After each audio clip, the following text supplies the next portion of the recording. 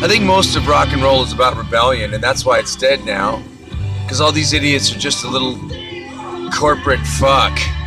Just a little douchebag cog popped out of a fucking machine. I had another horrible day. I woke up to cops because assholes that are rich that live in this town want to stand outside my ride and make fun of me for being their neighbor, and then they want to call the cops. And then later, some guy pulls up and he says, "Are you camping?" And I'm like just getting ready to go to dinner and realizing I lost my coat. And I say, "It's none of your business." And he says, "Well, let me tell you where the shelters are. We have a problem around here." And I said, "No, you have a problem here in America where you don't give a shit. I'm dying on a street corner. All you do is have cops charge me money and not kill me." Then I screamed about, "You just want my parking space." Then some lady came out and she said, "We have babies. Can you be quiet?" And it's 8 o'clock at night. And I said, "No," because this morning when those people did that, I'd seen a kid and was quiet. And past the point, I make a speech about, screw you. I'm a kid too. I should have been someone's baby too, but instead I was sick with this for 39 years. And I'm bleeding on a street corner. You want me to shut up? I'm not going to a shelter to get bugs and harassed by tweakers. I'm very sick and no one gives a shit. I own this vehicle. I live in this vehicle. I should be allowed to sleep in this vehicle. It's a counter-constitutional law. No one gives a shit. I think I'll tell a story. When I was a kid, I knew this guy named John Piccaro. Not his real name, close. Italian kid.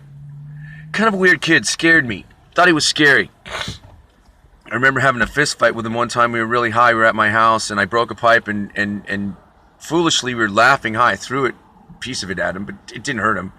And he started beating me up, and I was like, "John, I sparred with Chuck Norris at 11. We were teenagers, you know. Chuck Norris saved my life, John." Didn't know that, but it was going to happen years later, and you know.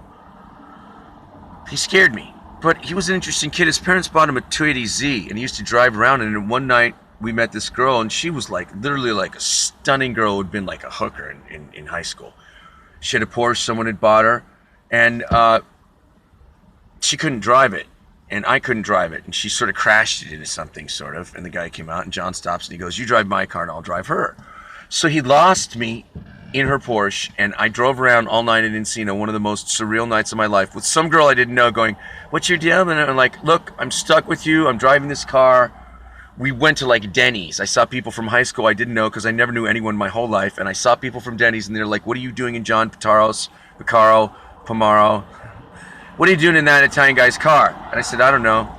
He kind of scares me, but I got stuck with this girl. Can you please rescue me?" "No." "Have you seen him?" "No." I drove around after him. But we used to listen to Toto a lot. And one time we were doing this photo project. I think we were about 15. And his dad had this photo shop, but he never had any customers. And we'd go there, and his dad was this East Coast Italian guy, and he scared me. And I was thinking, why don't they have any customers in this shop, right? It's like one guy working here. We would go there. Nothing. So being the little future comedian and detective that I am, I go up to John's dad's office and I say, "Hello, Mr. So-and-so, can I ask you a question?" He goes, "Sure, John, come in, come on. What do you got a question? You know, about business?" What? I said, "Listen, I just was kind of wondering, I don't mean to bug you." And no bother at all. Because me and your son are here doing this anti-drug poster here at your lovely photo shop that has no customers. Where are you going with this? "Well, I just, I noticed that you don't really have customers, and you have one guy who works in this large building, and I was kind of wondering if you're in the mob." And he looks at me, and like the seconds are ticking by as he's figuring out how to respond. And he goes, "John, do I understand what you're saying clearly? You're asking if I'm in the mob." I said, "Yeah, because and I start to hem and haw and explain, right?" And he looks at me and says what every guy in a movie who's denying he's in the mob says. He says, "I'll have you know I'm a legitimate businessman." And I'm like, that's what they say in the movies when they're in the mob. I didn't say that to him. He proceeds to get really, really annoyed with me, as you would think that someone would, even if they were in the mob. And he kicks me out of his office, and I go down and I finish the photo project with John. And then later, John comes to me and he goes, "Are you out of your fucking mind?" I was like, "Why? Did you ask my dad if he was in the mob?" "Yeah." "Why in the fuck did you do that?" "Because I thought maybe he's in the mob." "John, did you ever think that maybe he is in the mob?" "John, shut up, dude. Are you crazy? What the fuck?" Right? So a number of years go by, and I become better friends with John for some strange reason. I don't know why I didn't have friends. And so at some point, my dad is acting out some scene from like, James Dean Giant at my house, throwing my stereo into the rain and screaming motherfucker at me. Because, Bill Cosby grew up to be the wonderful person that he is. And his dad called him stupid and he called his brother dummy. My dad called me motherfucker. It's a wonder I'm not a fucking mass murderer. But so anyways, I go over to John's house because his dad keeps building an addition onto their large house where they do nothing and sit around all day. One time I cut myself for the photo shoot. His mom wouldn't let me in her Cadillac. Right? That was how I knew they literally were not Jewish, at least. I don't know if they were in the mob, but they weren't Jewish. Because, the Jewy mom would let me in the Cadillac and then bitch, I'd bleed on it. Not this mom. Tell your mom to come get you, take you to the hospital. So I'm there alone with John's dad, right? He's off getting laid. And I'm a loser and fleeing from my dad, who's, again, James Dean Giant. So I'm in John's, palatial estate that he built over the fucking thing, right? But I go down to the wet bar to get a drink, and here comes Mr. P. And he ambles in, and it literally seemed to me like a scene from The Sopranos, because he just kind of ambled, hey, John, hey, how you doing? You always over here? You problems? Oh, man, that's terrible. He sits down, and as he sits down, literally could cut the tension with a knife, and I'm getting more and more afraid. Never in my life have I been so afraid of someone that literally was not going to hurt me, that I just knew I was cool, right? But, terrified, and he sits down, he goes, so, John, now that you're hanging out here, you almost live here, it's kind of ridiculous, I know it's great, we become friends. So I was wondering, do you still think that I'm in the mob? And I go, Sal, can you please come on, man, just give me a break. No, John, now that we're friends, you basically live in here sometimes. Do you think that I'm in the mob?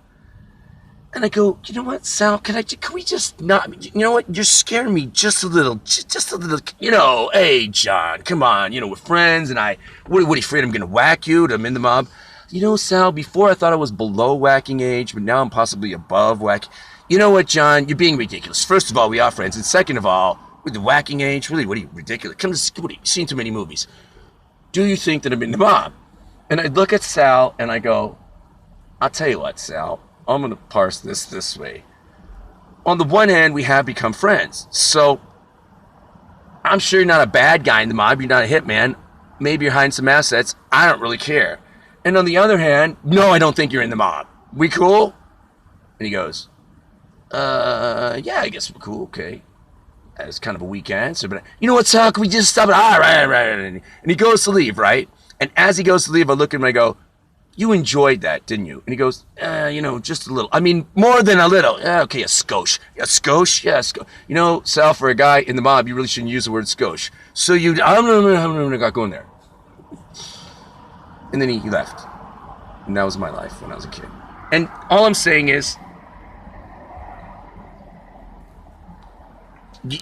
former comedian and aspiring whacked guy, John, why do you have to do shit like that? Why do you have to run under the train trestle at 80 feet over the LA aqueduct, over concrete, jumping over, those are 8 by 12s. So they're 8 inches wide and 12 feet long. And I was, as far as I know, as far as I remember. Yeah. So that's the same thing that gets me to walk up to Rickles and Newhart and talk to them. And I'll tell you that story later. But yeah, I still to this day don't know if the guy was, connected. Kind of a cool guy, kind of liked him. John, not so much. He was alright. Okay, later.